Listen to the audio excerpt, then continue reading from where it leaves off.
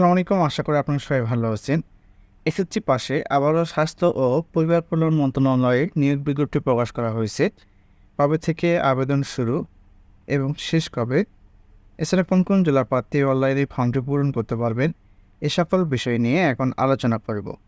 Video শুরু করার আগে আপনাদের কাছে ছোট্ট একটা রিকোয়েস্ট থাকবে। আপনারা আমার চ্যানেল নতুন হয়ে থাকলে অবশ্যই আমার চ্যানেলটিকে সাবস্ক্রাইব করে নেবেন। এছাড়া এ ধরনের সরকারি এবং বেসরকারি চাকরি নিয়োগ বিজ্ঞপ্তির ভিডিওর নোটিফিকেশন সবার আগে পেতে আমার চ্যানেলের বেল আইকন বাটনটি ক্লিক করে রাখবে এবং ফেসবুক পেজ থেকে দেখে থাকলে আমার পেজটিকে ফলো করে রাখবে।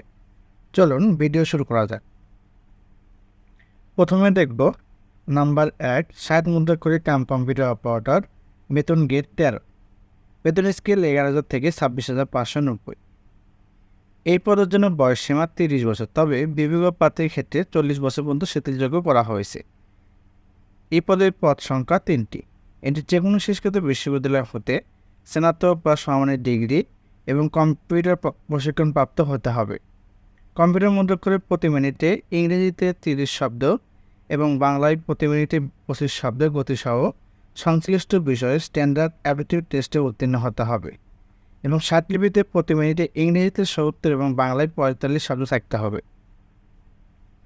নাম্বার 2, কম্পিউটার অপারেটর, বেতন গেট 13, বেতন স্কেল 11,000 থেকে 26,590। এই পদের জন্য বয়সসীমা 30 বছর।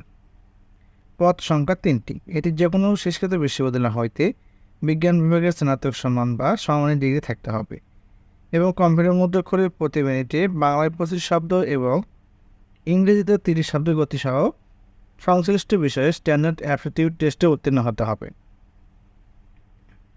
1 থেকে 2 নং পদের জন্য যে সকল জেলা প্রার্থী আবেদন করতে পারবেন, যেমন ঢাকা, গাজীপুর, মানিকগঞ্জ, মুন্সিগঞ্জ, নারায়ণগঞ্জ, নরসিংদী, ফরিদপুর, শরীয়তপুর, কিশোরগঞ্জ, টাঙ্গাইল, জামালপুর, নেত্রকোনা, শেরপুর, চট্টগ্রাম, বান্দরবান, কক্সবাজার, ব্রাহ্মণবাড়িয়া, কুমিল্লা, খাগড়াছড়ি, ফেনী, লক্ষ্মীপুর, নোয়াখালী, রাঙ্গামাটি, রাজশাহী, জয়পুরহাট, পাবনা, নওগাঁ, নাটোর, চাঁপাইনবাবগঞ্জ, রংপুর, দিনাজপুর, গাইবান্ধা, কুড়িগ্রাম, নীলফামারী, পঞ্চগড়, ঠাকুরগাঁও, ঝিনাইদহ, মাগুরা, নড়াইল, সাতক্ষীরা, চুয়াডাঙ্গা, কুষ্টিয়া, মেহেরপুর, বরিশাল, ভোলা, ঝালকাঠি, পিরোজপুর, বরগুনা, সিলেট, মৌলভীবাজার, সুনামগঞ্জ এবং হবিগঞ্জ জেলার প্রার্থীগণ আবেদন করতে পারবেন। তবে এছাড়াও ইতিম ও শারীরিক প্রতিবন্ধী সকল জেলা প্রার্থী অনলাইনে ফর্মটি পূরণ করতে পারবেন।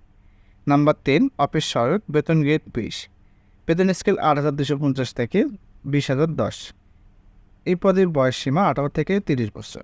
এই পদের পদ সংখ্যা 11টি।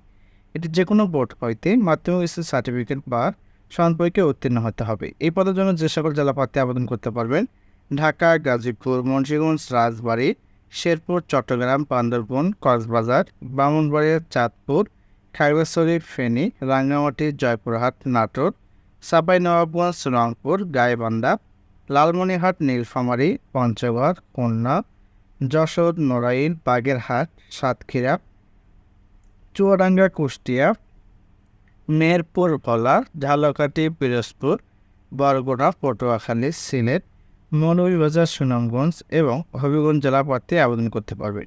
তবে এতিম ও প্রতিবন্ধী কোটায় সকল জেলা প্রার্থী অনলাইনে ফর্মটি পূরণ করতে পারবে। এখন আলোচনা করব এই নিয়োগের কিছু নিয়মাবলী বা শর্তাবলী।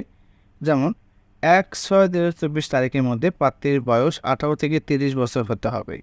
তবে বীর মুক্তিযোদ্ধা এবং শারীরিক প্রতিবন্ধীদের ক্ষেত্রে বয়স 32 বছর পর্যন্ত শিথিলযোগ্য করা হয়েছে। বয়স প্রমাণের ক্ষেত্রে কোনো এফিডেভিট গ্রহণযোগ্য হবে না। এরপরে আলোচনা করব আবেদনপত্র পূরণ সংক্রান্ত শর্তাবলী। পরীক্ষায় ভর্তি ইচ্ছুক অংশগ্রহণে প্রার্থীগণ যে কোনো একটা ওয়েব ব্রাউজারের মাধ্যমে mefwd.data.com.bd ওয়েবসাইটে প্রবেশ করে আপনারা অনলাইনে ফর্মটি পূরণ করতে পারবেন।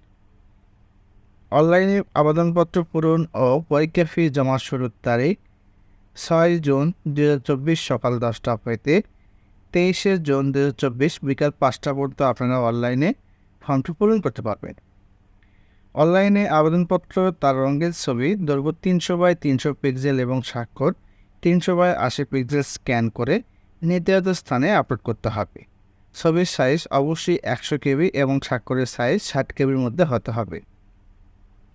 এখন আলোচনা করব অনলাইনে ফি বাবদ কত টাকা জমা দিতে হবে এ সকল বিষয়ে। সাধারণত টেটক প্রিপেইড মোবাইল নম্বরের মাধ্যমে 2টি SMS করে 1 থেকে 2 নং পদের জন্য পরীক্ষা ফি বাবদ টেটক সার্ভিস চার্জ সহ 223 টাকা এবং 3 নং পদের জন্য পরীক্ষা ফি বাবদ টেটক সার্ভিস চার্জ সহ 112 টাকা আপনাকে অনলাইনে ফি জমা দিতে হবে।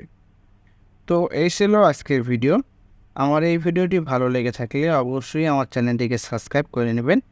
আমি আবারও বলছি, এই ধরনের সরকারি এবং বেসরকারি চাকরি নিয়োগ বিজ্ঞপ্তি ভিডিও সবার আগে পেতে আমার চ্যানেলে বেল আইকন বাটনটি ক্লিক করে রাখবেন এবং ফেসবুক পেজ থেকে দেখে থাকলে অবশ্যই পেজটিকে ফলো করে রাখবেন।